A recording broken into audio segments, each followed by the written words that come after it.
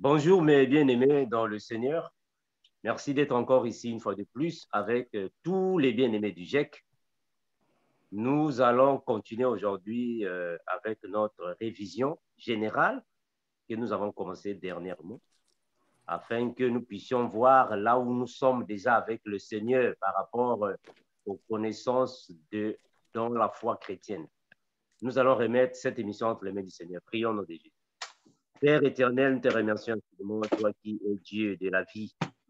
D'éternité en éternité, Seigneur Jésus-Christ, tu nous fortifies, car tu es Père et tu le resteras tel que tu es. Merci, Seigneur Jésus, c'est toi qui es capable d'ouvrir les sept sceaux. Que garde portée soit avec tous mes frères et toutes mes sœurs. Du début à la fin, dirige-nous, Seigneur Jésus. Nous venons ici pour que nous puissions comprendre, Seigneur Jésus, ta volonté. Nous avons ainsi prié et nous disons au nom de Jésus, notre Seigneur. Amen.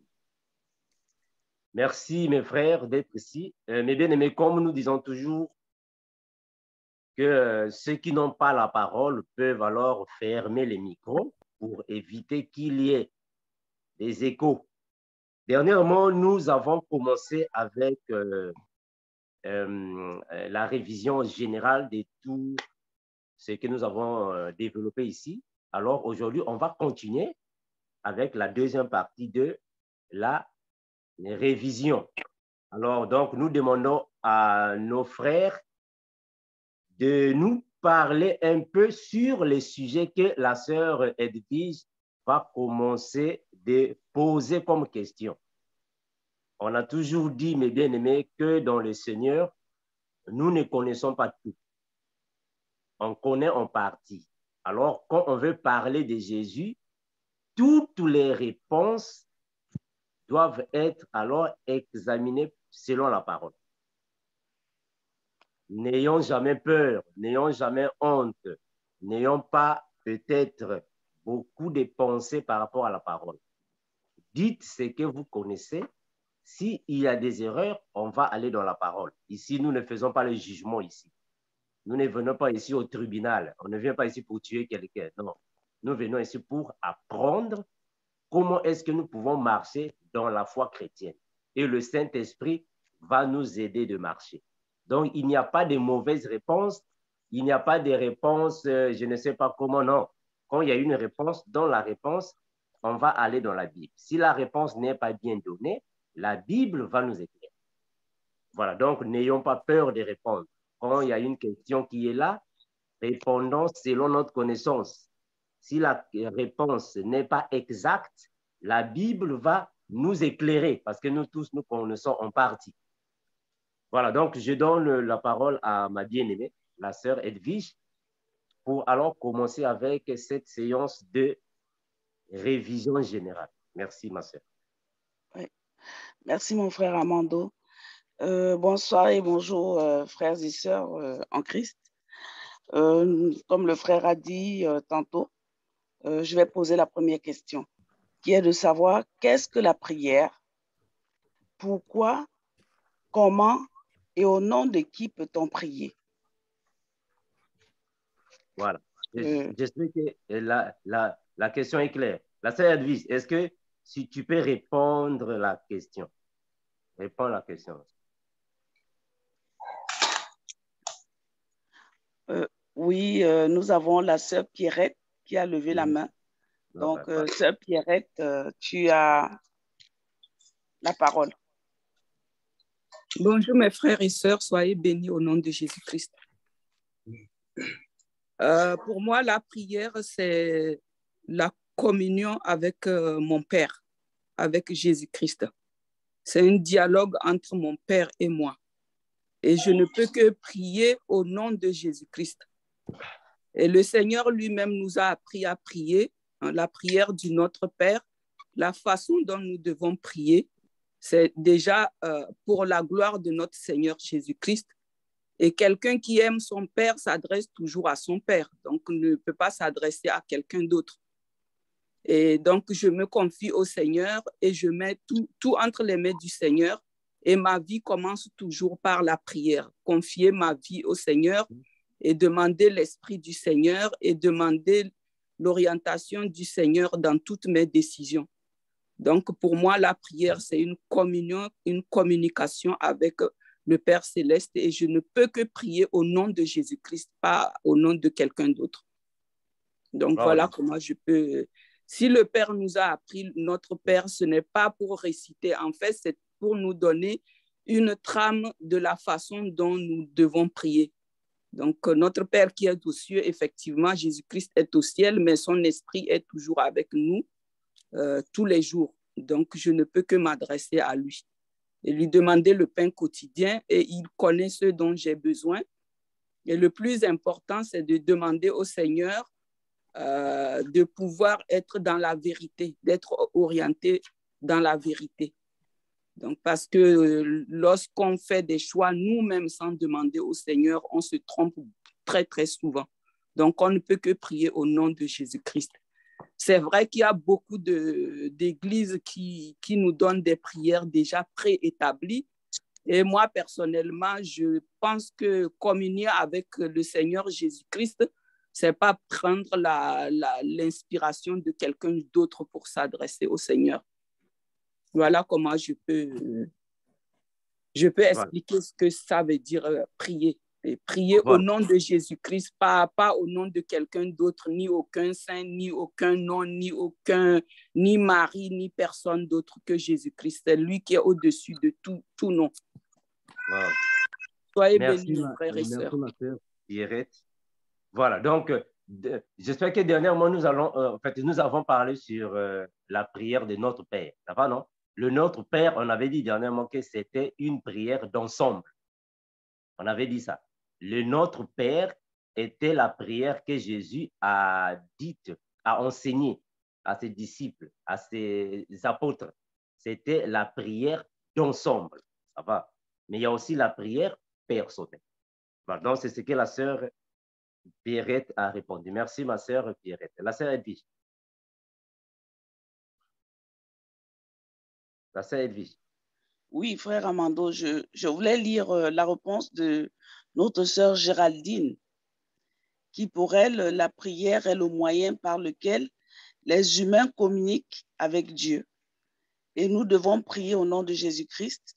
La prière doit être sincère et humble. Gloire à Jésus. Merci. Amen. Amen.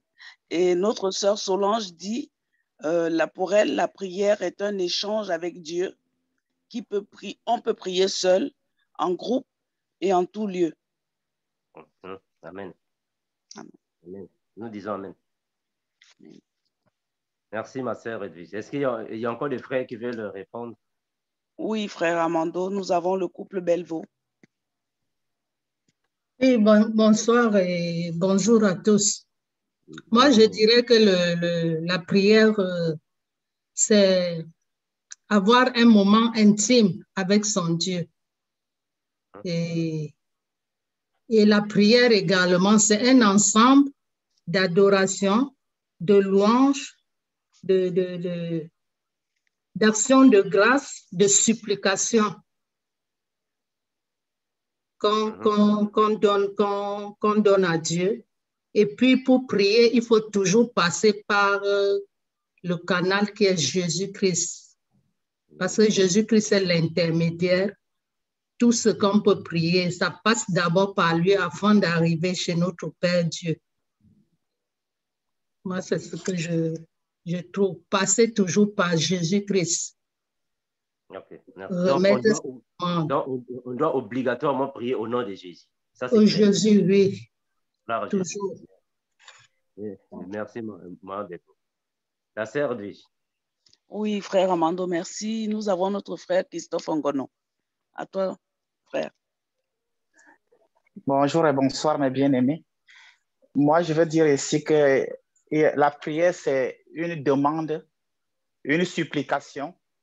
C'est une communication entre notre Père et nous pour avoir une relation constante avec son Fils, qui est notre avocat, intercesseur auprès du Père. Voilà, c'est tout ce que je pourrais dire. Merci. Merci, frère Christophe. J'espère qu'on peut définir la prière dans plusieurs contextes. Ce qui compte est que nous comprenons quand même ce que signifie la prière et ça sert à quoi. Maintenant, j'ai une question à poser parce qu'il y a beaucoup de gens qui se posent cette question. Pourquoi devons-nous fermer les yeux quand nous prions? Est-ce que quand on prie, on est obligé de fermer les yeux? Et pourquoi fermer les yeux? Là c'est Orokia. Quand on prie, pourquoi on ferme les yeux? Est-ce qu'on peut laisser les yeux ouverts? Oui, bonsoir frère et sœurs. Je salue tout le monde. Pourquoi pour fermer les yeux, pour prier à Dieu, pour pouvoir se concentrer et pour pouvoir ne pas se distraire? Comme j'ai entendu dans la bouche d'une frère aussi qui disait, pour ne pas être ouvert les yeux, quelque chose qui se distrait, c'est quoi? Même les mosques, ils peuvent nous distraire. Même les mouches, ils peuvent nous distraire. Parce qu'une petite distraction, ça te fait plus concentrer comme avant pour pouvoir te concentrer dans ta prière. C'est pour ne pas te distraire, on ferme les yeux pour être concentré et pour le respect aussi pour notre Père. Et voilà. Non, merci, c'est ce que nous nous sommes dit dernièrement, que quand nous prions, nous ne sommes pas obligés de fermer les yeux. Mais quand même, nous fermons les yeux pour éviter la distraction. Parce que dans ton entourage, tu peux être distrait à une chose. Pour éviter cette distraction, on préfère fermer les yeux afin d'être plus concentré. Mais ce n'est pas une obligation de fermer les yeux. Voilà, merci ma sœur Orokia. La sœur Edwige. Oui, merci frère Amando. Nous allons poser la deuxième question, qui est de savoir que signifie mener la vie de sanctification. Voilà. Beaucoup de gens parlent de la sanctification. La sanctification, ça veut dire quoi, la sanctification? Ça signifie quoi? La sanctification veut dire quoi? Oui, nous avons notre sœur Pierrette qui a la main levée. Oui, bonjour mes frères et sœurs. La sanctification ne veut pas dire la sainteté parce que nous sommes en marche. Et pour être en marche, nous devons nous sanctifier, nous devons être brisés dans tous les domaines du terme, c'est-à-dire vivre avec la parole du Seigneur, vivre en conformité avec la parole de Dieu, vivre avec le Seigneur en âme, en esprit et en corps, que tout ce que nous faisons, que nous le fassions pour la gloire de Dieu en conformité avec la sainte doctrine, c'est-à-dire les enseignements des apôtres et les enseignements de notre Seigneur Jésus-Christ. C'est ça la sanctification, parce que beaucoup de gens pensent que être sanctifié, c'est juste être dépouillé physiquement. Donc, être dépouillé spirituellement ne peut que se réagir sur notre corps, puisque notre corps est le temple du Saint-Esprit, notre corps appartient au Seigneur, notre vie, nous sommes créés pour la gloire de notre Seigneur. Donc, la sanctification, c'est se dépouiller, parce que l'apôtre Paul dit, ce n'est plus moi qui vis, mais c'est Christ qui vit en moi. Si c'est Christ qui vit en moi, c'est que c'est l'esprit qui vit, ce n'est plus ma chair qui vit. Sanctification ne veut pas nécessairement dire ne pas tomber. On peut tomber, mais être en permanence dans l'humilité et demander pardon en permanence pour être vraiment disposé au Seigneur. Pour moi, c'est ça la sanctification. Parce qu'aujourd'hui, on constate que partout, c'est devenu la vie de sanctification, c'est un dépouillement physique, alors que non, le dépouillement physique n'est que le reflet de ce qui vient de notre cœur. C'est ça la sanctification. Et la sainteté, ce n'est pas ici. Personne n'est saint, seul Jésus-Christ est saint. Et la sainteté, c'est quand on sera avec le Seigneur. C'est ça la sainteté. Si on n'est pas enlevé et on ne rencontre pas Jésus-Christ, on n'est pas du tout saint. Donc, tant qu'on est sur terre et qu'on a le corps charnel, on va toujours tomber. Donc, la sanctification, c'est de ne pas vivre dans le péché. On peut pécher, mais on ne peut pas continuer à vivre dans le péché si on veut vivre une vie de sanctification. Voici ce que je peux dire. Que le Seigneur vous bénisse, mes frères et sœurs. Merci, la sœur Pierrette. Bon, à ce sujet-là, il faut comprendre que la sanctification n'est pas seulement le dépouillement, comme beaucoup de gens pensent. La sanctification, c'est le dépouillement, enlever les mèches, enlever les bijoux. Non, la sanctification, c'est tous les complexes. C'est l'ensemble de la conduite d'un enfant de Dieu. Le respect, la soumission, la vie de prière, ça va, l'obéissance aux parents, tout ça, c'est ça la sanctification. Ne pas avoir la jalousie des gens, ne pas avoir la haine, l'amour du prochain, vivre en intimité avec le Seigneur, aimer tes frères, tes prochains. C'est ça la sanctification. Donc, la sanctification, c'est tout un complexe. C'est l'ensemble des bonnes conduites d'un enfant de Dieu, des comportements. C'est ça la sanctification. C'est l'ensemble de tout. La sœur Edwige. Oui, frère Amando, tu as pratiquement tout dit. Je ne sais pas s'il y a d'autres frères qui aimeraient dire autre chose de leur point de vue. Le frère Guy, par exemple. Oui. Bonjour, frères et sœurs. Donc, et la sanctification, par définition pour moi, donc, étant donné que nous sommes le corps le temple du Saint-Esprit, l'Esprit Saint habite en nous. Donc, le Seigneur Jésus nous demande, et dans sa parole, d'être saint comme lui-même est saint. Donc, nous devons passer par ce processus de la sanctification et nous séparer de tout ce qui peut nuire à notre corps, notre âme et notre esprit. Donc, au travers de cette sanctification, nous devons aussi nous dépouiller de certaines choses, passer par le brisement et aussi, par l'aide du Saint-Esprit, nous revêtir des fruits de l'esprit, parce que nous devons porter du bon fruit. Wow. Merci, frère Guy. La sœur Edwige. Oui, frère Amando, merci. Nous avons notre jeune frère Yao Anisette. À toi la parole. Bonsoir mes frères et sœurs, bonsoir tout le monde. Selon moi, la sanctification, c'est un processus par lequel on se s'appelle à Dieu.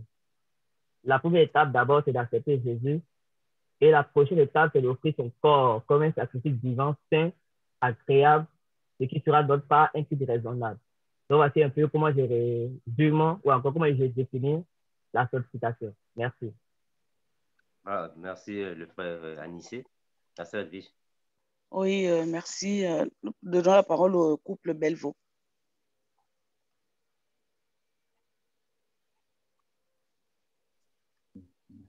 La sanctification, pour moi, c'est aussi renoncer à soi-même, porter sa croix et suivre Jésus. Merci, Mme Belvaux. La sœur Edwige. Oui, je vais lire la réponse de notre sœur Géraldine, qui pour elle, la sanctification signifie marcher selon les ordonnances de Dieu, la sainte doctrine et être un modèle de Jésus-Christ pour la glorification de son puissant nom. Dans notre vie de sanctification, les païens doivent voir les fruits de l'esprit. Merci, ma sœur. Merci. Merci, sœur Edwige. Est-ce qu'on peut évoluer? Merci. Ok.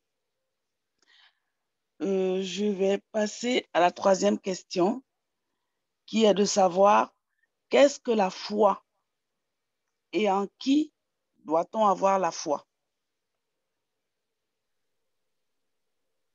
Voilà. Qu'est-ce que la foi et en qui doit-on avoir la foi?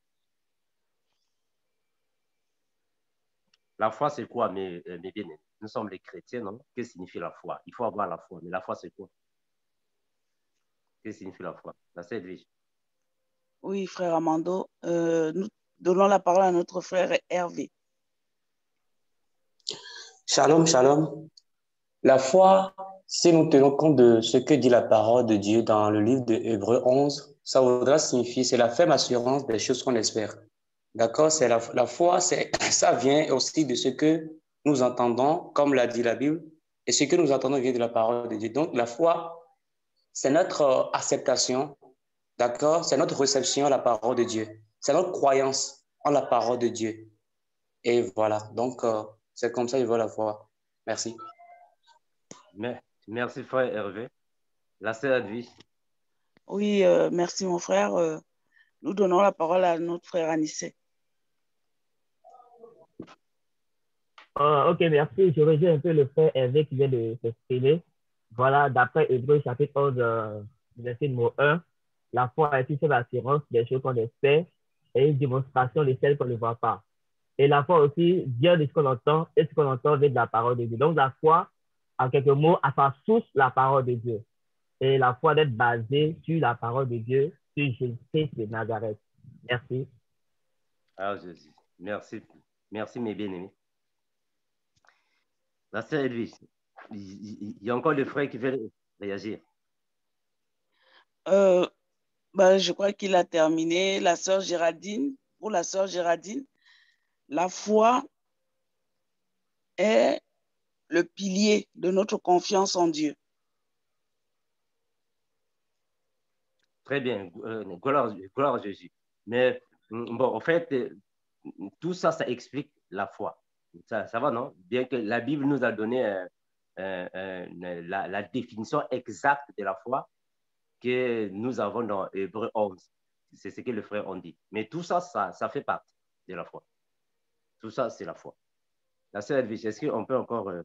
est-ce qu'il y a encore des frères qui veulent réagir ou soit on peut passer à la question suivante? Oui, frère Amando, il y a la sœur Orokia qui va intervenir. Merci, ma sœur. Je ne sais pas si j'ai compris la question avant que c'était c'est quoi la foi et à qui on doit pas avoir tu peux répondre la question. Ok. Sœur Orokia, la question était de savoir qu'est-ce que la foi et en qui devons-nous avoir la foi? Oui, bien sûr, à qui on doit avoir la foi, c'est à Dieu et à Seigneur Jésus-Christ. Oui, merci, ma sœur. Merci. Oui, merci. Ça va, non? Amen. Oui, ça va. Ok. Frère, s'il te plaît, il y a le frère Carlos qui va intervenir. Bonsoir, mes bien-aimés. J'espère que vous tous, vous allez bien par la grâce du Seigneur. J'aimerais dire ceci. Quand on dit la foi, donc la foi, normalement, montre la croyance, en fait. C'est pour cela, dans 2 Corinthiens 5, 7, a dit ceci. Car nous marchons par la foi et non par la vie. Donc, c'est ça que... Donc, c'est la confiance, en fait. Confiance, la croyance, en fait. Merci.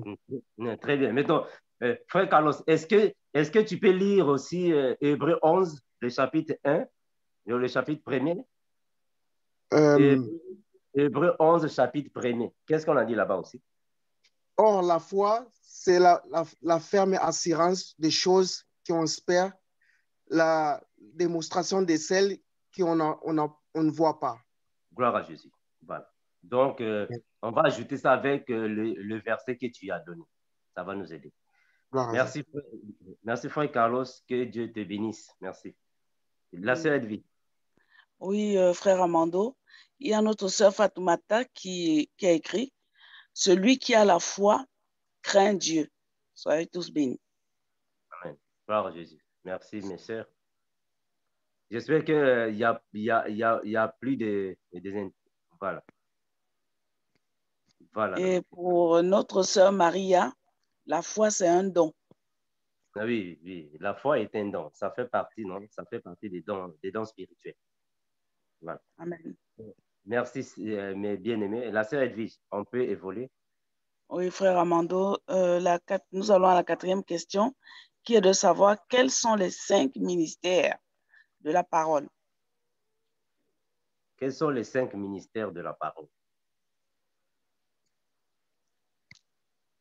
Wow, les mains se sont levées. Merci les frères et sœurs. Nous avons la sœur Pierrette. Oui, les 5 ministères, c'est prophète, apôtre, évangéliste, docteur, apôtre, évangéliste, docteur, pasteur. Voilà les 5 ministères. Et les 5 ministères, c'est pour les hommes, ce n'est pas pour les femmes, s'il vous plaît. Merci. Soyez bénis.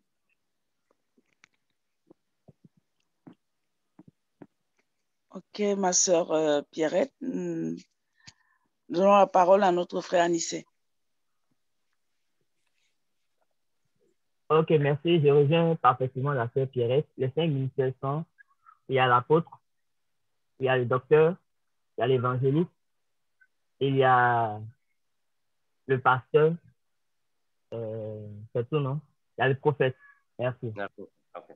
Voilà, Jésus. Ça c'est lui.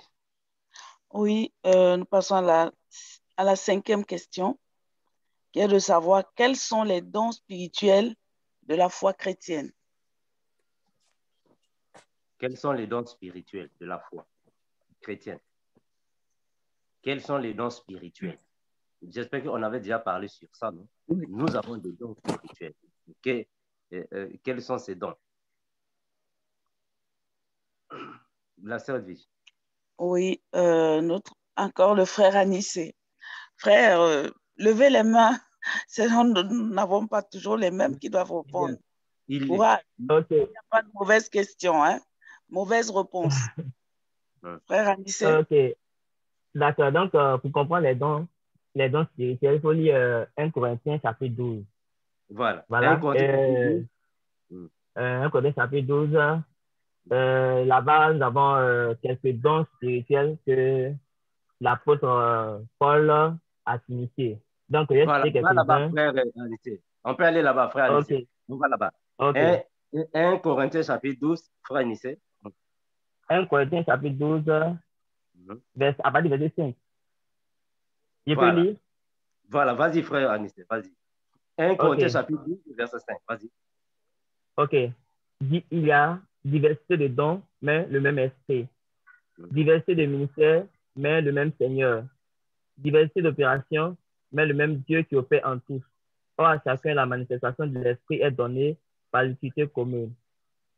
En effet, l'un est donné par l'esprit une parole de sagesse, à un autre une parole de connaissance selon le même esprit, à un autre la foi par le même esprit, à un autre le don des guérisons par le même esprit, à un autre le don d'opérer des miracles, à un autre la prophétie, à un autre le discernement des esprits, à un autre la diversité des langues, à un autre l'interprétation des langues. Un seul et même esprit opère toutes ces choses, les distribuant à chacun en particulier comme il veut. Car comme le corps est un et a plusieurs membres, et comme tous les membres du corps, malgré le nombre, ne forment qu'un seul corps, ainsi en est-il de Christ. De continuer bien, c'est bon? Ça va. Merci, frère. Okay. Frère. Donc, ça, ce sont les dons spirituels. Ça va, non, frère Anissé? Oui, ça va très bien, ça va. Okay. Gloire à Jésus. Voilà. Merci, frère Anissé. La sœur Edwige. Oui, je ne sais pas, il y avait le frère Hervé qui avait la main levée. Je ne sais pas si vous voulez ajouter quelque chose d'autre.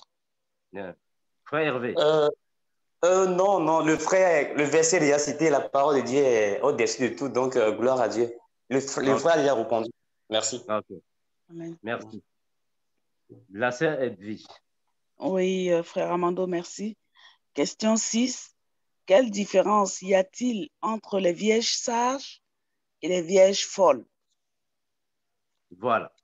Quelle différence y a-t-il entre les vierges sages et les vierges folles? Le frère Hervé. Ok. En fait, quand on parle de vierges, c'est d'abord ceux-là qui ont en commun quelque chose. Et qu'est-ce qu'ils ont en commun? Ils ont en commun Jésus-Christ. Ils ont en commun Jésus-Christ. Maintenant, quand on parle de ce que il y a 5 folles qui ont été rejetées, qu'il y a 5 sages qui ont été retenus, ça voudra signifier que les 10 sages-là, d'accord, quoi qu'ils aient en commun Jésus-Christ, ne menaient pas la même vie. Par exemple, lorsque nous lisons dans le livre de Galates, où l'apôtre Paul nous parlait de ce que celui qui marche selon l'esprit vivra, mais celui qui marche selon la chair n'appartient pas à Dieu. Donc, les 5 folles en question, eux, ils vivaient selon la chair. Quoi qu'ils aient en commun, d'accord, avec les 5 sages, Jésus-Christ, eux, ils vivaient, d'accord, dans la chair.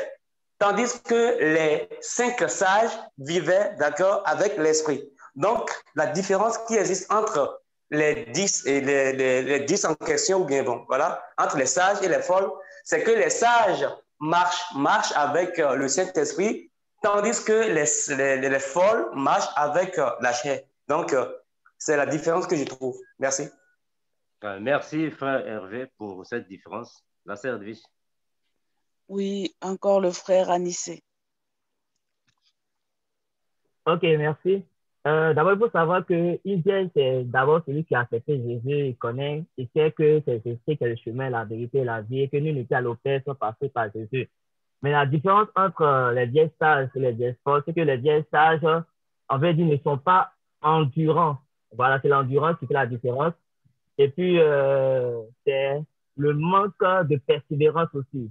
Ils commencent pendant leur premier jour de conversion, ils sont chauds, voilà, ils sont bien tout flamme, tout feu, mais arrivé à ce moment, ils commencent à baisser les bras, commencent à avoir l'esprit de Dieu qui en eux s'éteindre. Donc, voici un peu la différence entre les vieilles sages et les vieilles folles. Merci.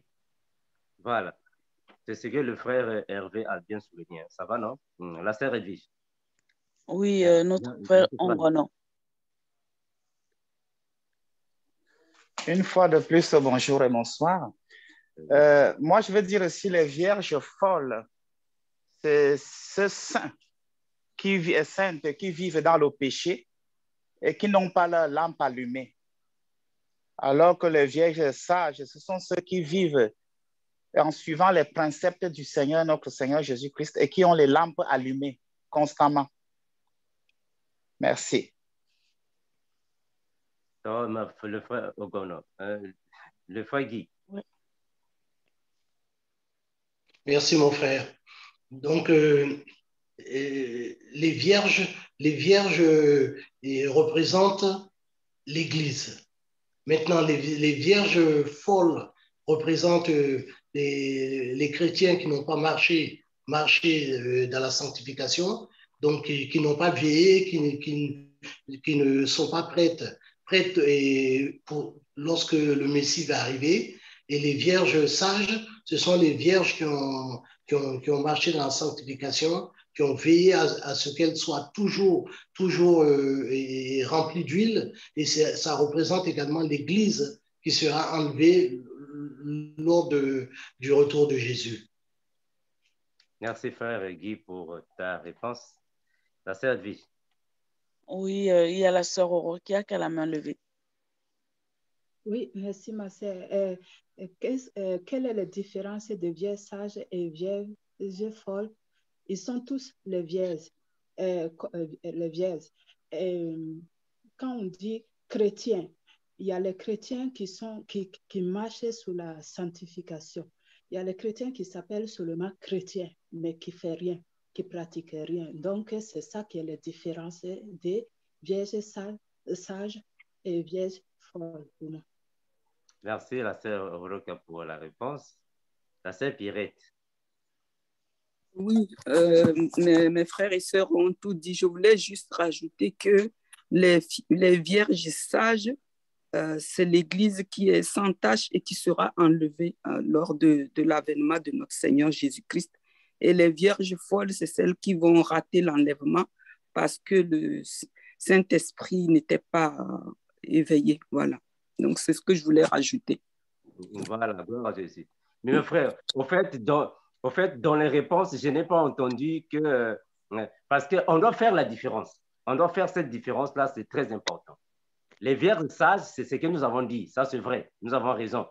Les vierges sages, c'est la vierge, ou soit les chrétiens qui continuent de garder leurs robes blanches jusqu'à l'avènement de Jésus. Et pouf, ils sont partis en enlèvement. Ça, c'est la sage. Mais la folle va rester et doit traverser la grande tribulation. Parce que là, on a maintenant 2 périodes, non? après l'enlèvement et doit traverser la grande tribulation. Celle qui traverse la grande tribulation, celle qui refuse la marque de la bête est tuée à cause de la marque de la bête, vierge sage. Ça va, on a bien aimé. On avait dit dernièrement. Le frère Hervé, tu voulais ajouter quelque chose? Le frère Hervé, tu voulais ajouter quelque chose? Oui, tout à fait, tout à fait. Je voudrais juste donner quelques exemples. Donc, si on va pas des vierges, il est vrai qu'on est en train de parler d'ici de l'enlèvement, mais dans la Bible, on peut constater qu'il y a certains qui ont été sages. Donc, on peut prendre un exemple pour pouvoir citer, si vous permettez, en fait. Non, vas-y, mon frère, vas-y. D'accord. Par exemple, lorsque nous prenons Démas dans le livre de Timothée, Paul parlait de ce que Démas l'a abandonné pour l'amour du siècle. Donc, on peut prendre Démas comme étant, par exemple, un ancien, d'accord, vierge folle, parce qu'il connaît Jésus-Christ. Il marchait avec Jésus, il marchait avec Paul, et il marchait aussi avec l'Esprit. Mais à un moment donné, il a abandonné ça, puisqu'il a vu que certainement que c'est difficile pour lui, voilà. Donc, ça fait qu'il a abandonné ça pour l'amour du siècle, comme l'a dit Paul. Et quand nous lisons aussi de 2 Pierre qui fait mention de ces gens de personnes, de ces gens de chrétiens qui commencent, mais à un moment donné, ils finissent par revenir encore en arrière. Et comme l'a dit Pierre, ils reviennent sur ce qu'ils avaient déjà promis. Voilà. Donc, on peut prendre l'exemple pour dire que pour pouvoir les citer comme des vierges folles. Merci. Merci, frère Hervé. La sœur Edwige, est-ce qu'il y a encore des frères qui veulent réagir ou soit on passe à la question? Oui, il y a notre sœur Géraldine qui a écrit les vierges sages sont celles qui vont aller à la rencontre de notre Seigneur Jésus-Christ dans les airs. Et les vierges folles sont celles qui vont traverser la grande tribulation. Ah, Jésus, merci la sœur Géraldine. Voilà. Est-ce qu'on peut passer à la question suivante ou c'est fini? Oui, frère Amando, nous pouvons passer à la question numéro 7.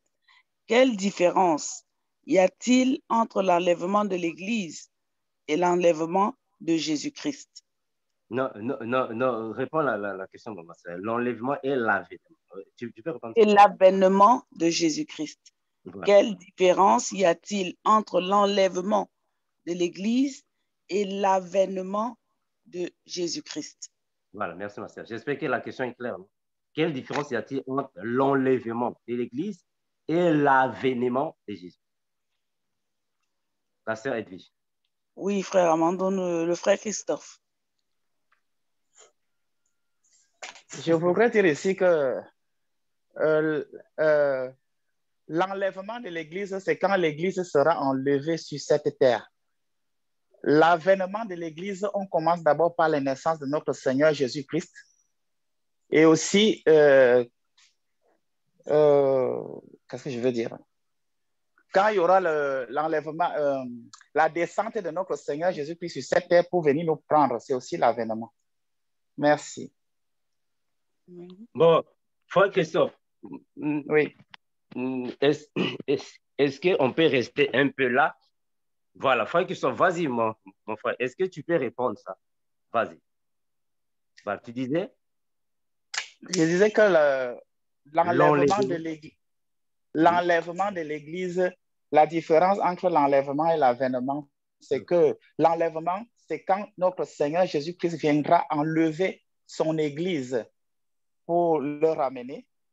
Et l'avènement, par contre, c'est quand notre Seigneur Jésus-Christ était né d'abord, et aussi quand il vient, il descendra sur cette terre. Ok. On va d'abord écouter aussi les réponses des autres frères, puis on va faire cette différence-là. Ça va, frère Ogono? Oui. Ok, gloire à Jésus. Merci, Seigneur. Merci, frère Amando. Nous donnons la parole au frère Hervé. Shalom. Et différence entre avènement de Jésus-Christ et enlèvement de l'Église. Je dirais pas qu'il y a une grande différence. Sinon, quand on parle de l'enlèvement de l'Église, l'enlèvement de l'Église ne se fera pas sans Jésus-Christ. C'est Jésus-Christ qui viendra enlever l'Église. Donc, ça, on est en train de parler de là. d'un avènement de Jésus-Christ. Certes, ce ne serait pas cet avènement, d'accord, pour enlever l'Église ne sera pas visible, non, ce serait de façon secrète, comme il a dit dans le livre de Matthieu 24. Maintenant, quand on va parler de l'avènement, et à vrai dire, pour que le monde, tout le monde, d'accord, soit au courant de ce que Jésus-Christ est là, c'est là la différence. Puis ce serait au moment du millénium. Voilà. Merci.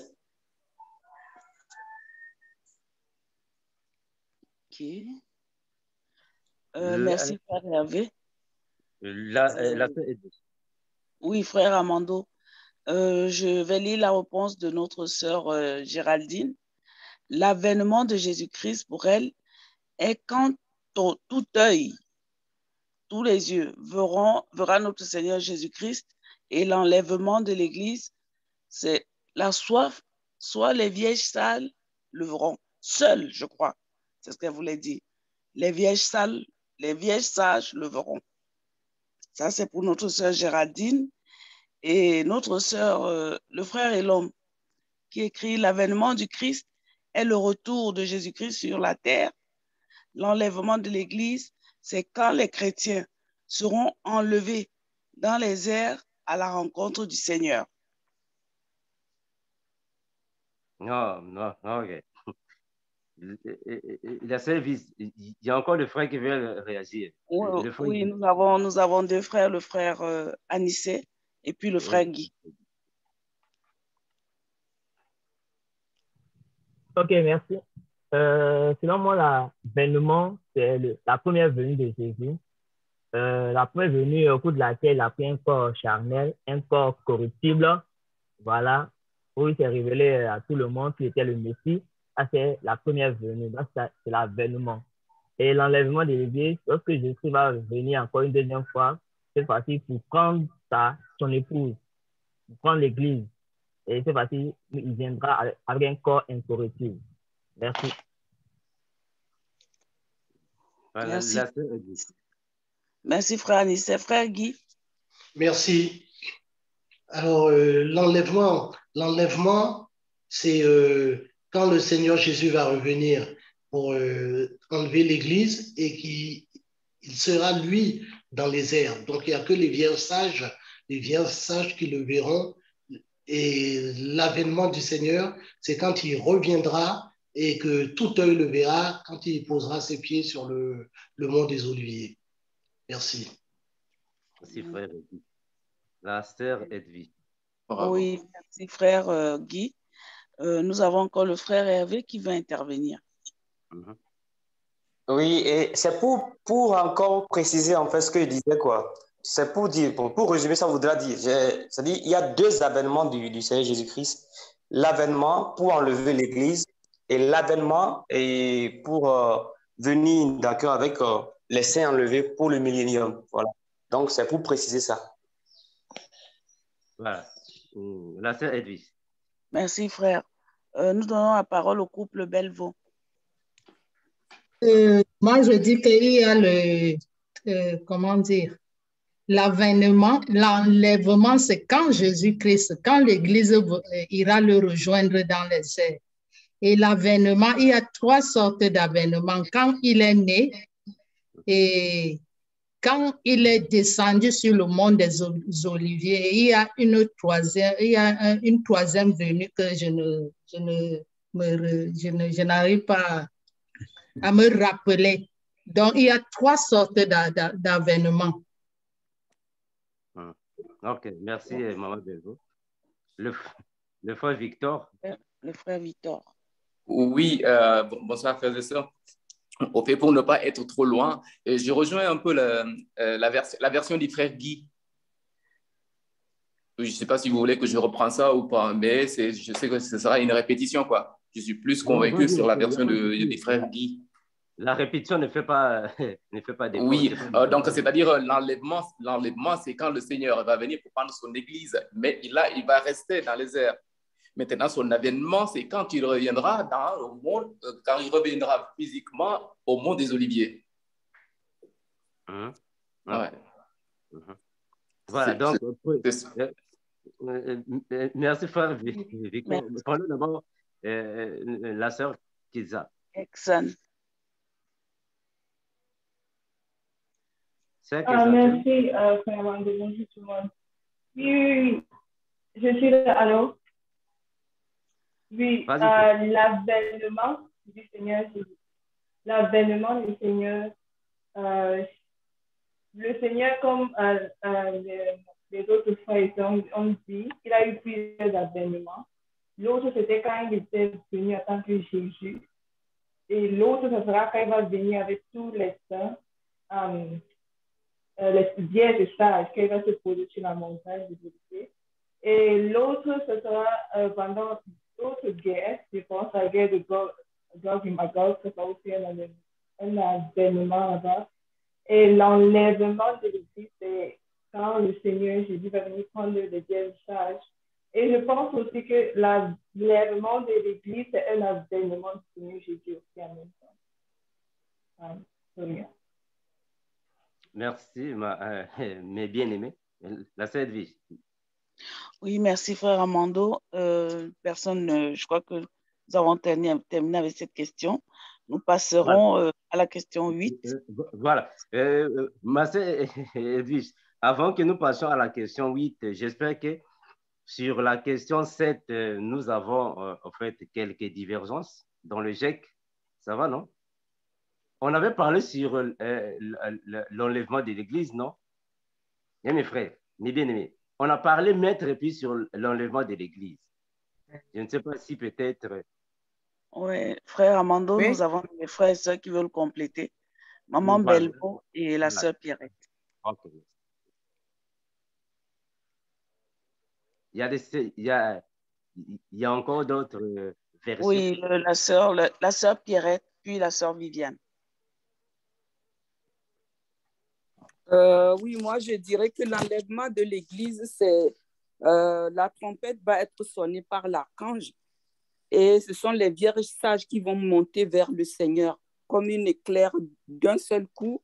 Certains seront enlevés, d'autres pas. Et l'avènement, je crois qu'il y a 3 avènements. Le premier avènement de Jésus-Christ, c'est quand il est né. La naissance de Jésus-Christ, c'est un avènement. Le deuxième avènement, c'est quand il va venir enlever son église et il sera dans les airs. Le troisième avènement, c'est quand il va revenir sur le mont des Oliviers. Pour moi, il y a 3 avènements. Voilà ce que je peux compléter. Pierrette. Merci. La sœur Edwige. Oui, nous donnons la parole à notre sœur Viviane. Bonsoir à tous. Je rejoins ma sœur Pierrette. Donc, l'enlèvement de l'Église, c'est quand les élus vont monter au ciel. Avènement de Jésus, il y a 3 avènements de Jésus. Donc, première, c'était quand Jésus était né. Donc, Jean 3, 16, quand Dieu nous dit il a donné son Fils unique. C'était l'apparition de Jésus. Et deuxième, c'est quand il va venir. Il sera sur les airs, donc invisible pour le vierge fort de le voir. Seul le sage le verront. Et troisièmement, c'est quand il va venir, il va revenir pour combattre Satan. Donc, ouais, c'est ça. Merci. Merci, sœur Viviane. La sœur Edwige, il y a encore un frère ou une sœur qui vient d'intervenir? Non, frère Amando. Je crois que la sœur Keksan aurait aimé intervenir, mais elle n'a pas une bonne connexion. Ok, il n'y a pas de souci. Bon, mes frères, j'espère que sur le point 7, ou soit la question numéro 7, on a constaté qu'on a un peu quelques divergences dans le GEC. On avait parlé sur ça, non, mes bien-aimés? On avait parlé sur ça. Ou ce soit demain, si nous avons le temps, on peut encore parler sur cette question qui est très importante. Parce que tout chrétien doit savoir ça. Tout chrétien doit savoir l'avènement et l'enlèvement. C'est très important. D'ailleurs, le mot avènement signifie apparition. C'est tout. Avènement de Jésus signifie l'apparition de Jésus. C'est tout. Alors, Jésus a fait ses apparitions combien de fois dans le monde? Jésus est venu dans le monde combien de fois? Ou il viendra combien de fois dans le monde? 3 fois. Ça va, non? La première fois quand Jésus est venu dans le monde, c'est Jean 3,16.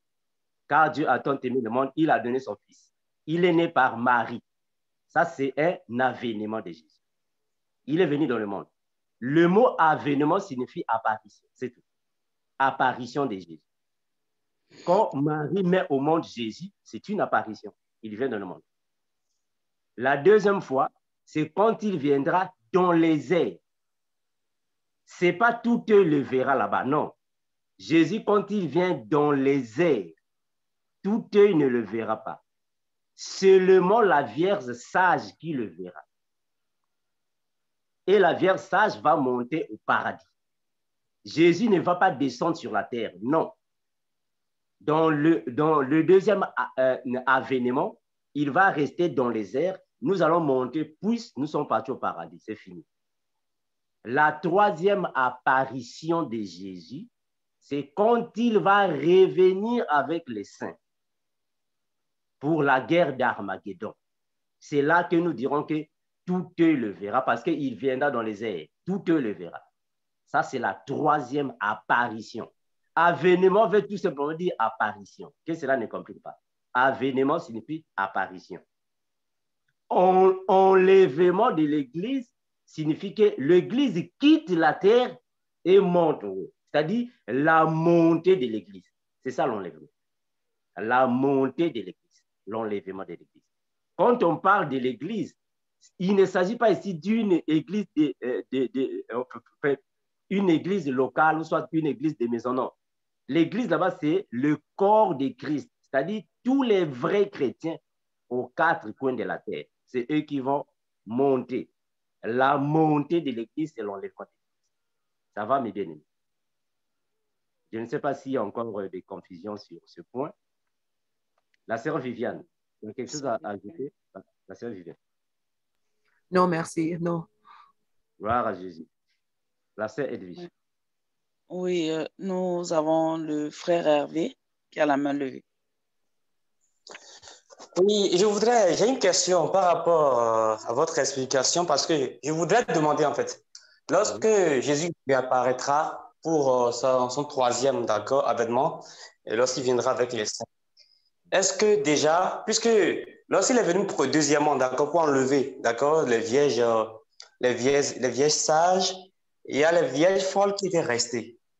Et qu'est-ce qui va se passer, voilà, qu'est-ce qui va se passer, d'accord, lorsqu'il va revenir, lorsqu'il va revenir pour la troisième fois, est-ce que c'est pas avec les vierges, d'accord, sages qui reviendra, ou bien il va revenir avec les vierges sages, ceux qui étaient vierges folles aussi, d'accord? Est-ce que c'est avec les deux, il va revenir pour, d'accord, la troisième fois?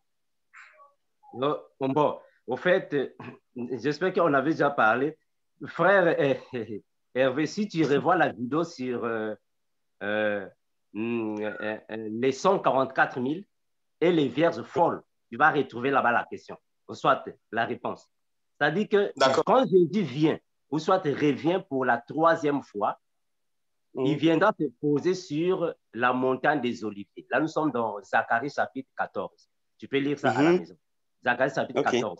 Quand il se pose sur la montagne des Oliviers, il y aura un tremblement de terre. Un tremblement de terre. Et cette vallée va alors s'effondrer en deux. Ce qui va causer alors la première résurrection. Cette première résurrection, ce sont les vierges folles qui étaient tuées à cause de la marque de la bête qui vont ressusciter. Parce que les vierges folles n'iront pas au paradis. Ce sont les vierges sages.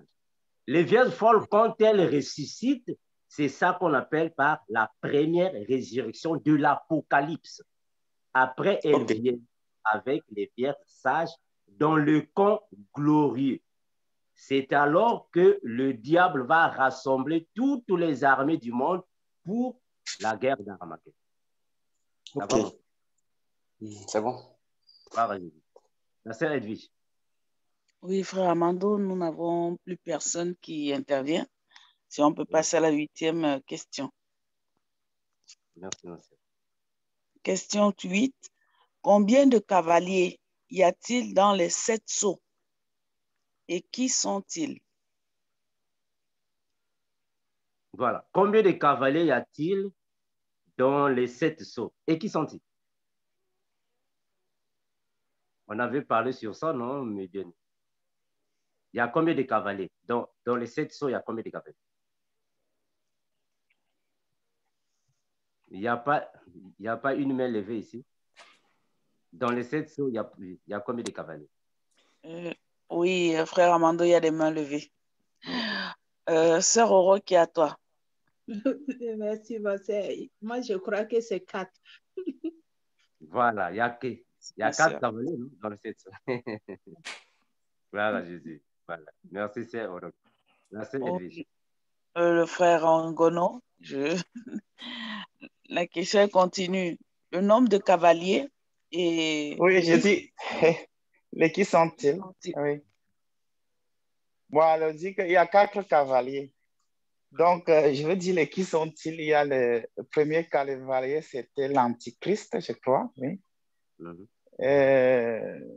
Le deuxième cavalier, c'est le diable dans toutes ses dimensions. Tout ce qu'il pourra faire de mauvais.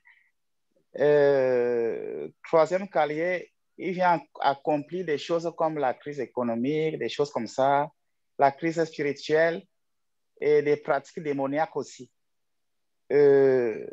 Quatrième cavalier, ce sont des démons, je veux dire. Des démons, je ne sais pas. Voilà. C'est tout ce que je pourrais dire. Merci. Merci, frère Gono. Merci, frère Gono. Sœur Pierrette. Oui, je crois qu'il y a 4 cavaliers.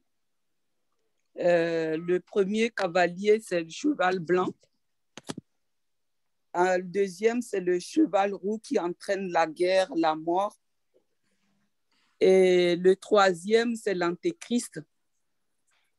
Et puis, le troisième cavalier, c'est la bête qui monte de la mer. Et le quatrième cavalier,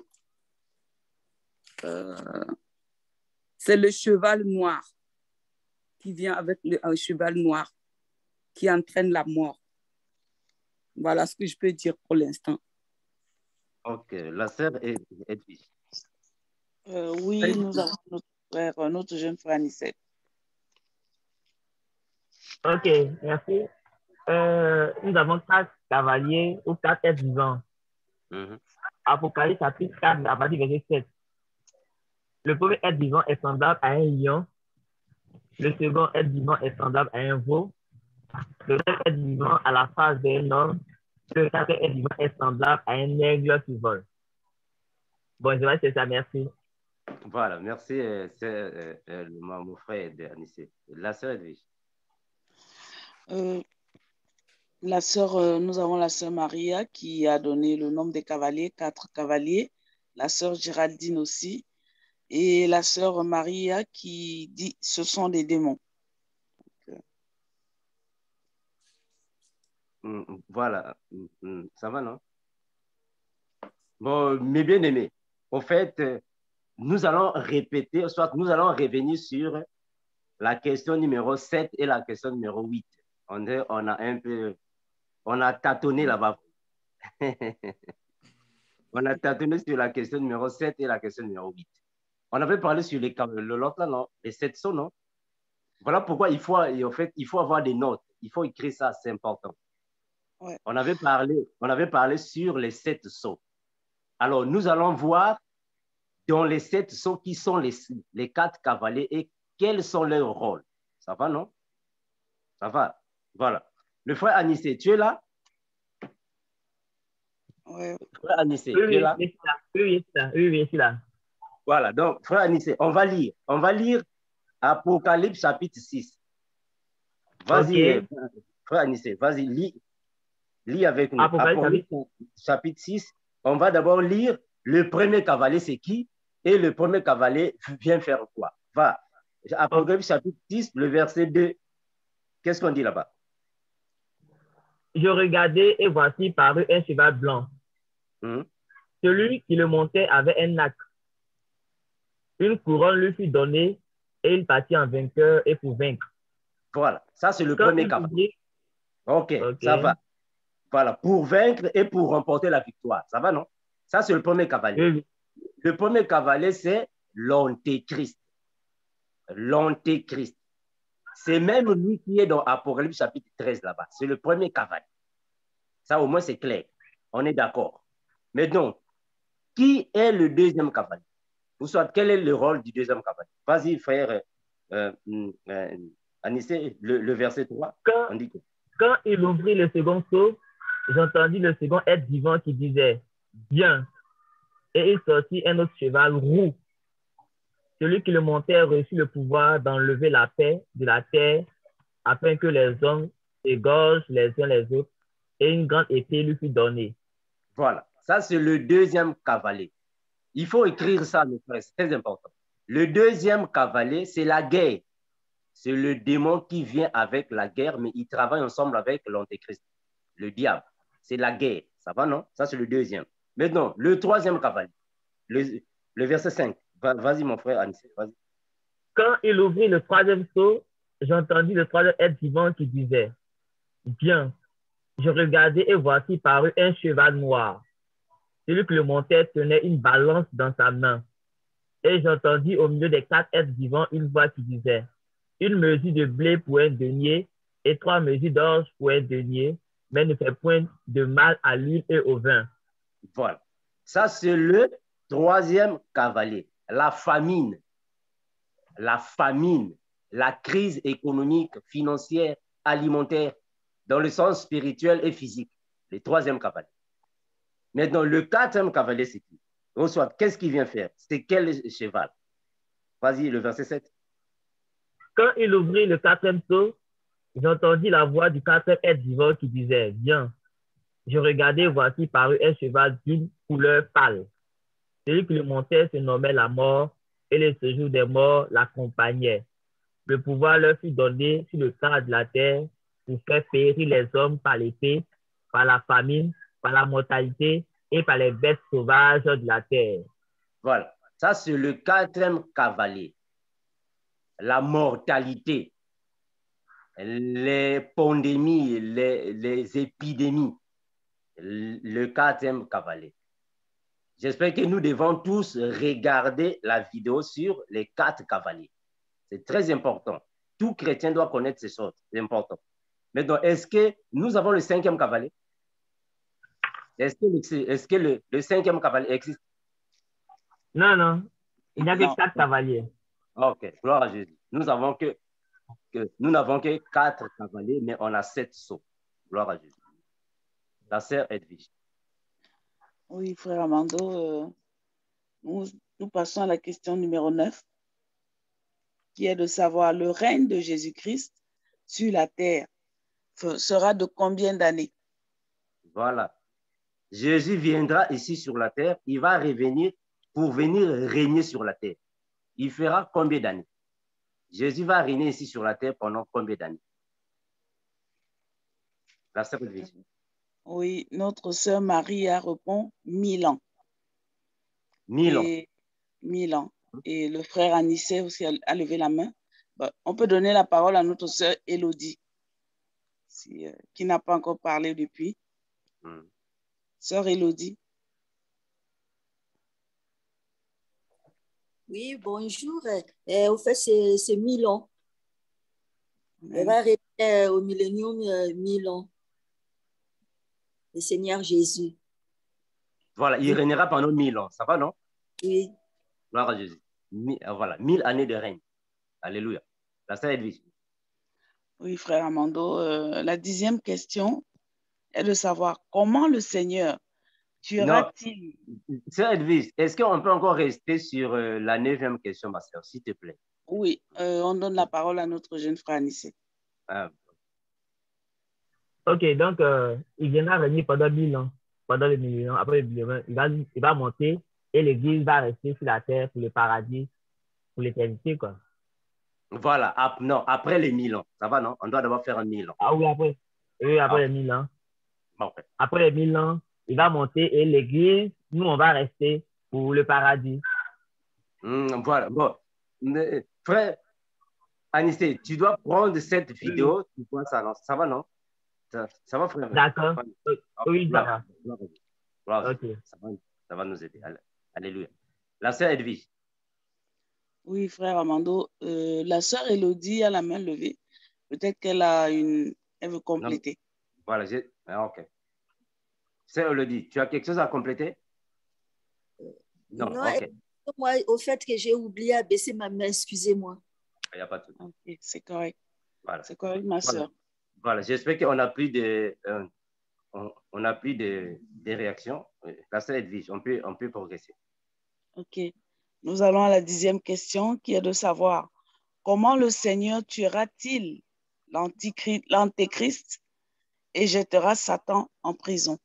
Ah, voilà. Nous savons que l'antéchrist arrive. Maintenant, comment le Seigneur Jésus tuera l'antéchrist et comment le Seigneur prendra le diable pour l'amener en prison? On avait parlé sur ça, non, dernièrement. L'antéchrist mourra, on va le tuer. Le Seigneur Jésus le tuera, mais comment? Il va le tuer comment? On a une idée? Comment est-ce que le Seigneur va tuer l'antéchrist?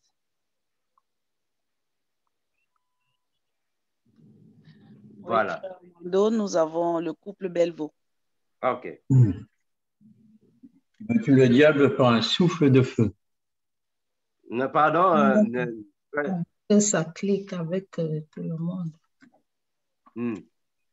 Il tuera le diable par un souffle de feu. En fait, c'est sa puissance. Okay. Voilà. Le diable. Ce sera pas, comment dire, quelque chose de physique. Ça sera spirituellement. Voilà, c'est spirituel. Pas l'anéantir. Okay, gloire à Jésus. Merci, frère Jean-Marie Belvaux. La sœur Edwige. Oui, le frère Angono. Ici, le diable sera lié pendant 1000 ans. L'homme impie et les faux prophètes seront jetés en enfer dans les temps de feu avec lui. C'est tout. Oui. Voilà. Ça, quand il viendra enchaîner le diable. Oui. Merci, frère. La sœur Edwige. Nous n'avons pas d'autres interventions.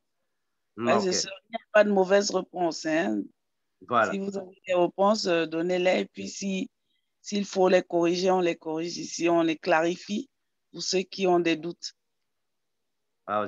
Voilà. Donc, est-ce que Papa Belvaux peut lire 2 Thessaloniciens chapitre 2, le verset 8? 2 Thessaloniciens chapitre 2, le verset 8. Est-ce que Papa Belvaux peut lire ça? Et alors, paraîtra l'impie que le Seigneur Jésus détruira par le souffle de sa bouche et qu'il anéantira par l'éclat de son avènement. Voilà, c'est même ça. C'est même ça que le Seigneur Jésus fera. C'est clair, non? Jésus, quand il viendra sur la terre, pendant le 3e avènement, il trouvera le diable. Ça va, non? Sur la terre. Et il y aura la guerre d'Armageddon. Alors Jésus anéantira l'antéchrist avec le souffle de sa bouche. C'est la puissance de Jésus. Il va l'anéantir par la puissance de son souffle. Et l'antéchrist sera envoyé dans l'enfer avec le faux prophète.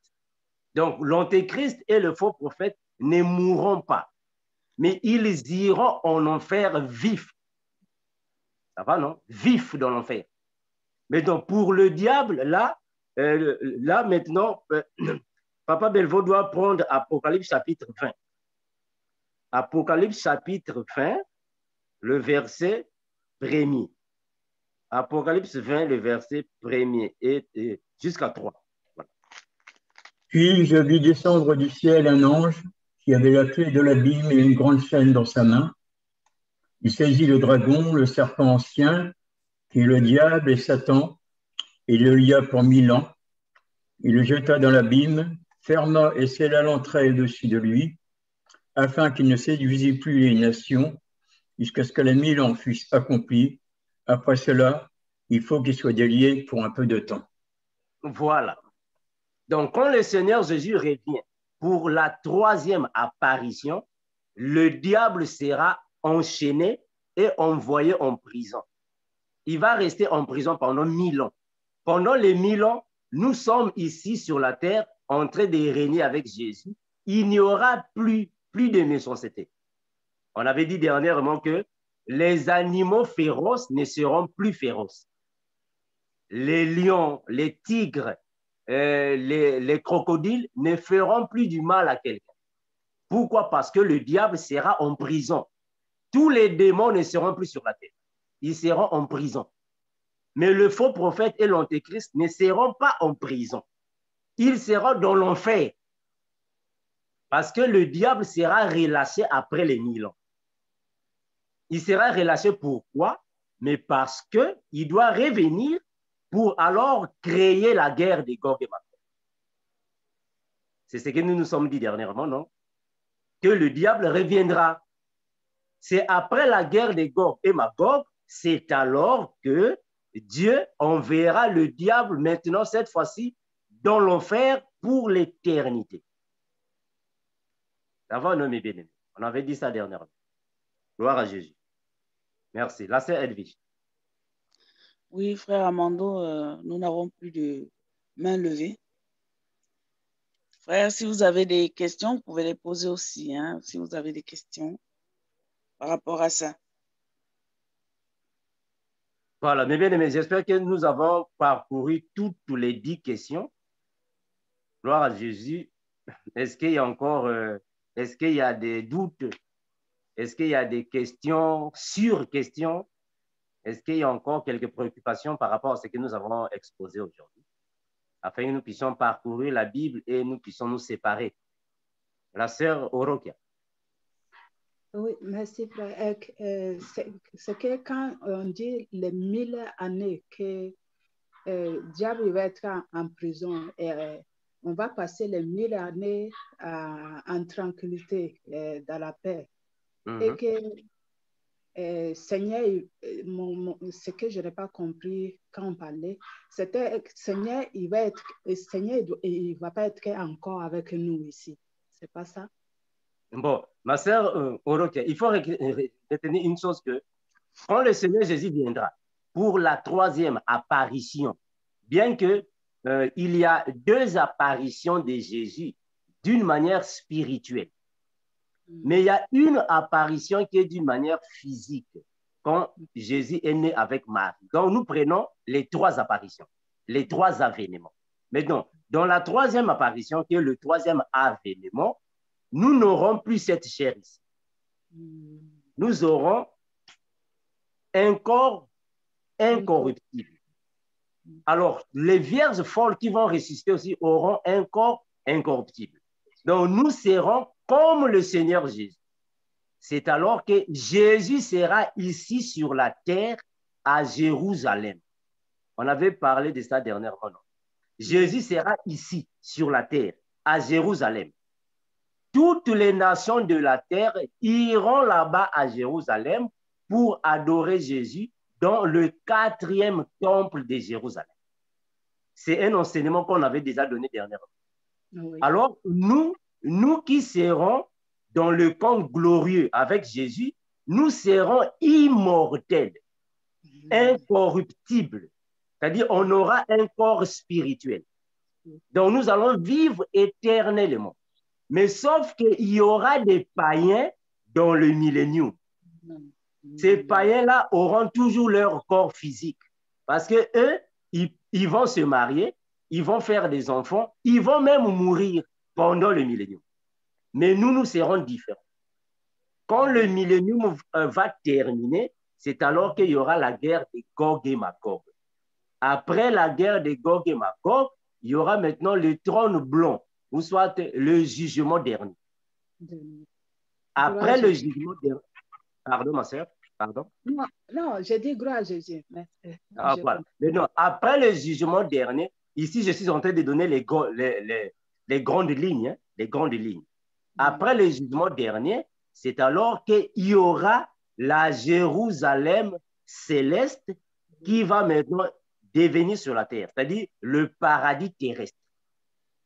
C'est alors qu'il n'y a que nous qui auront le corps immortel vivront dans le paradis terrestre pour l'éternité.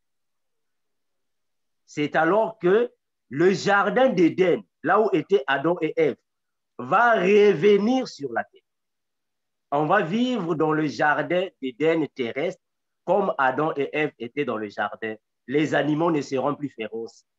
La mort ne va plus exister. La famine ne sera plus. Il n'y aura que le bonheur et le bonheur. Voilà pourquoi nous allons maintenant lire Jérémie. J'ai fait un projet de bonheur pour vous. C'est alors qu'on va vivre le bonheur éternel. Ça va, ma sœur Oroke? Oui, ça va, c'est clair. Merci beaucoup, frère. Il est très important de prendre les choses de Dieu au sérieux parce qu'il y a un avenir merveilleux qui nous attend. Jésus avait déjà préparé un futur merveilleux, agréable pour tous ceux qui obéissent à sa parole. La sœur Edwige. Oui, frère Amando, nous avons le frère Hervé qui a la main.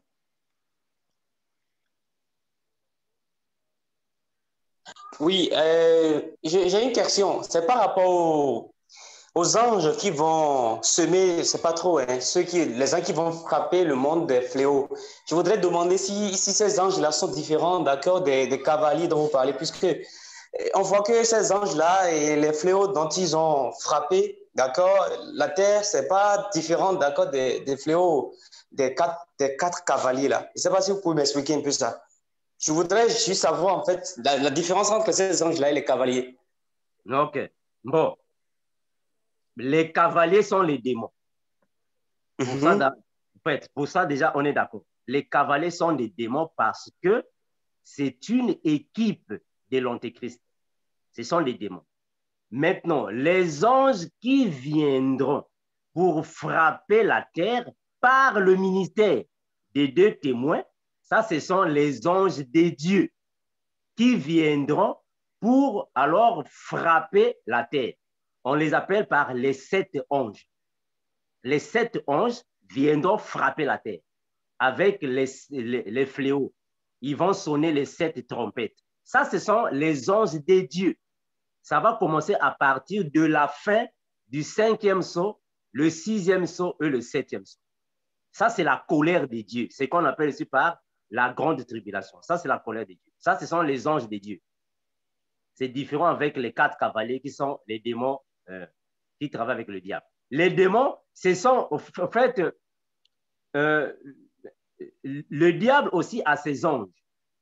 Dieu aussi a ses anges. Mais l'unique différence est dans le sens de la sémence. Là-bas, nous avons les anges déchus. Les anges déchus. Ici, nous avons les anges de Dieu. C'est ça la différence, mon frère Hervé. Ok, d'accord, c'est compris. Merci, mes bien-aimés. Le frère Ogono, tu as quelque chose à ajouter? Oui, je veux seulement poser juste une petite question. Je voulais savoir, est-ce que les anges vont jouer le même rôle qu'aujourd'hui quand on sera sur terre dans le Jérusalem nouvelle? Bon, mais oui, mon frère.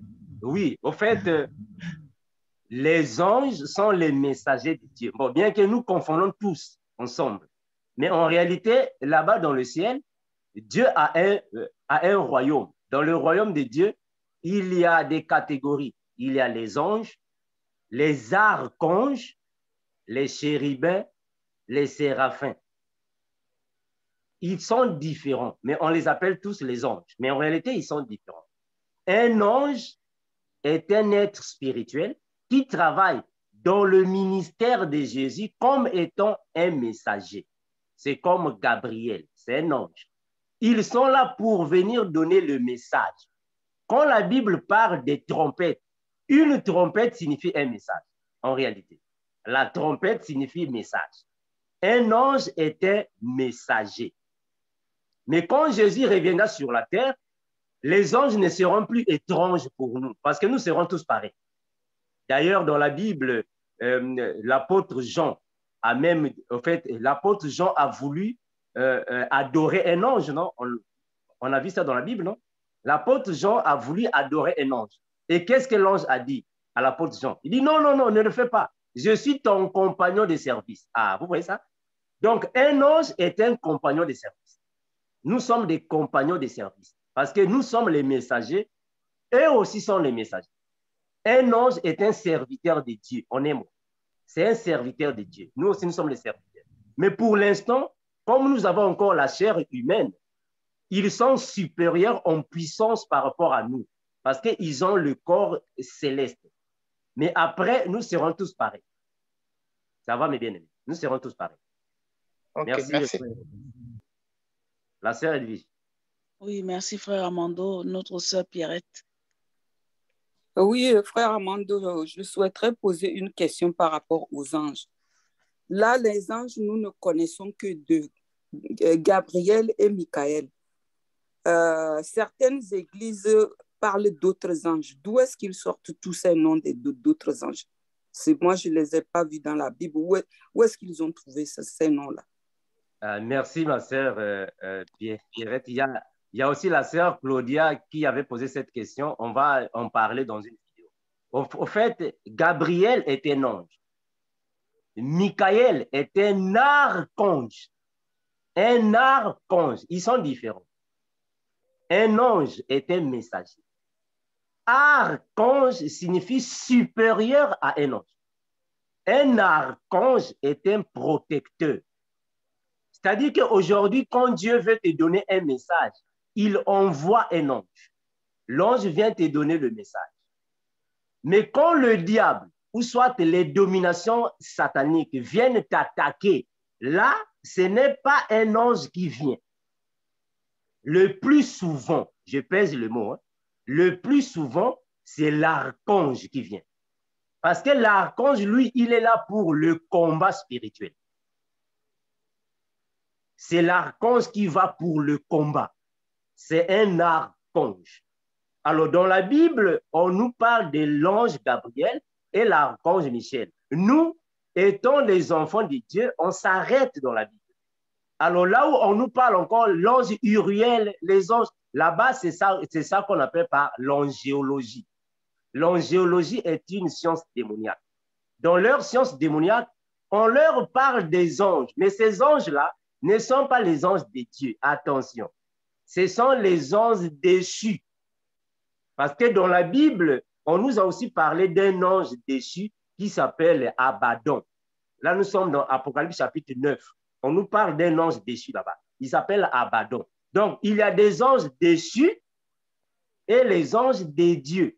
Alors, ceux qui parlent de ces anges-là, Uriel, Abaddon, ils sont nombreux là. Ce sont les anges déchus. Ce sont les sataniques. Ce ne sont pas... Et ça, ce n'est pas la doctrine de Jésus. Ça va, ma sœur Pierre? Merci beaucoup, frère Amando. Sois béni, mon frère. Voilà, mes bien-aimés, j'espère que nous allons vers la fin. Est-ce qu'il y a des dernières interventions? La sœur Edwige. Non, frère Amando, jusqu'à présent, personne d'autre. Frère, il y a maman Belvaux qui a la main levée. Le frère Jean-Marie. Oui, moi je n'étais pas encore avec vous lors des enseignements sur l'Apocalypse. Okay. Et j'aurais aimé savoir qui est-ce qui ouvre les sceaux. Okay. Au fait, frère Belvaux, au fait, vous n'avez pas suivi tous les enseignements sur l'Apocalypse, non? J'ai suivi les enseignements sur les cavaliers, okay. Et pas le reste encore. Ok, il n'y a pas de souci. Voilà, de toute façon, on peut être en contact dans la semaine, j'aurai le temps. On va aller cavaler après cavaler avec toi, il n'y a pas de souci. En fait, Jésus-Christ est l'unique qui peut déceler ces sceaux. Il est l'unique. Jésus seul peut déceler les sceaux. C'est lui qui les a décelés. Quand Jésus décèle les sceaux, les 4 sont partis.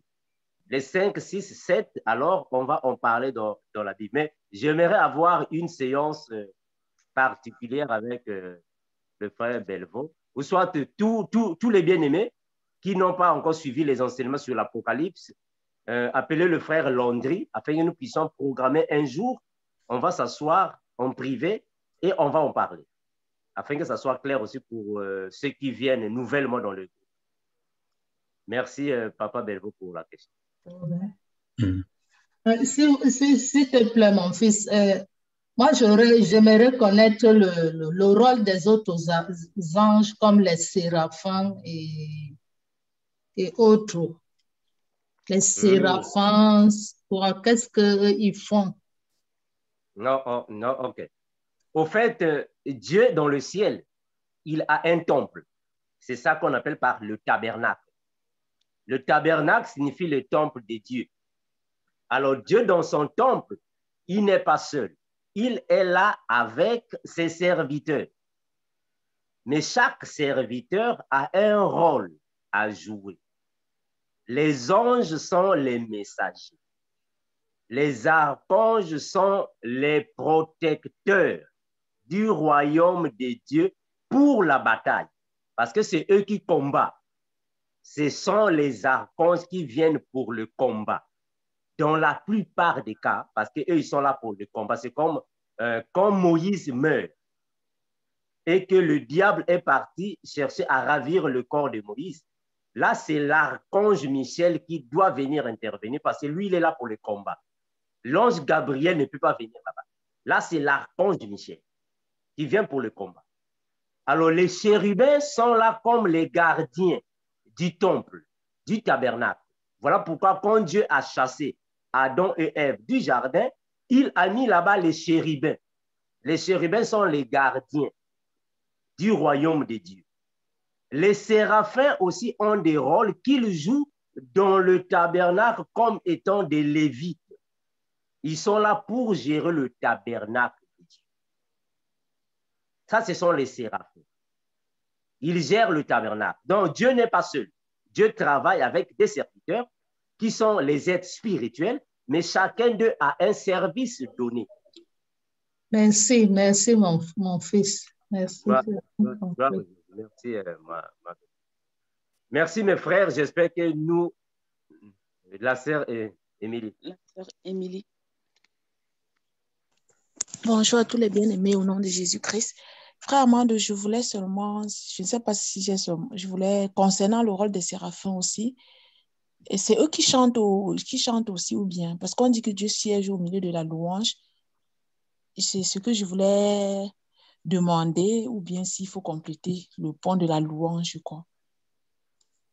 Dans le ciel, en effet. Donc, pour parler des séraphins qui sont aussi dans le tabernacle, mais ils chantent aussi pour le Seigneur. Ah, voilà. Ce que je voulais, j'ai eu ça à cœur, tout simplement.